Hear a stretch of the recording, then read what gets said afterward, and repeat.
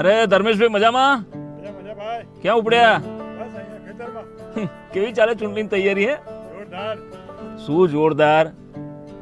આ ભાજપના સાંસદ અને હોદ્દેદારો હમણાં ઘણા બધા વિડીયો સોશિયલ મીડિયા પર અપલોડ કરે છે અને એવું કહે છે કે અમારા સાંસદે 2 મહિનામાં જે કર્યું બતાવ્યું ને એ તમારા વિમલભાઈ ચુડાસમાએ 10 વર્ષમાં નથી કરી બતાવ્યું.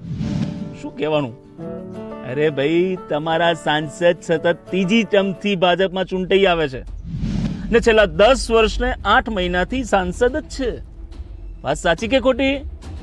તો શું અત્યાર સુધી ચોરવાડના લોકોને ભૂલી ગયા હતા? 2 મહિનામાં જ યાદ આવી ચોરવાડના લોકોની? અત્યાર સુધી ક્યાં હતા એ? 10 વર્ષને 8 મહિનાથી કહું છું, ક્યાં હતા? આ ચૂંટણી નજીક આવી એટલે ચોરવાડના લોકો યાદ આવી ગયા. બરાબર?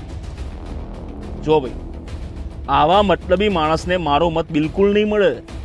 મારો મત તો આ વખતે શ્રી વિમલભાઈ ચુડાસમા તથા તેમની ટીમને જ મળશે ને મારો મત ફક્ત કોંગ્રેસને જ મળશે. મારો મત કિંમતી છે તો મારો મત સાચા વ્યક્તિને જ. મારો મત શ્રી વિમલભાઈ ચુડાસમા અને તેમની ટીમને.